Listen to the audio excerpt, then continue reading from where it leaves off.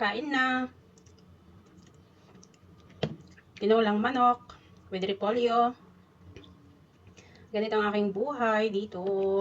Nagpabili ako ng sarili ng gusto kong lutuin kasi ayaw ko yung mga ino-order dito. Kahit naman sa Duhay. Maalat guys, and mamamantika. So ayan, meron tayo. Kain na.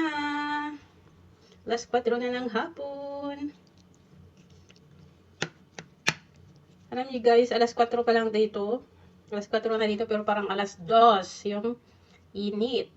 Yung si init ba?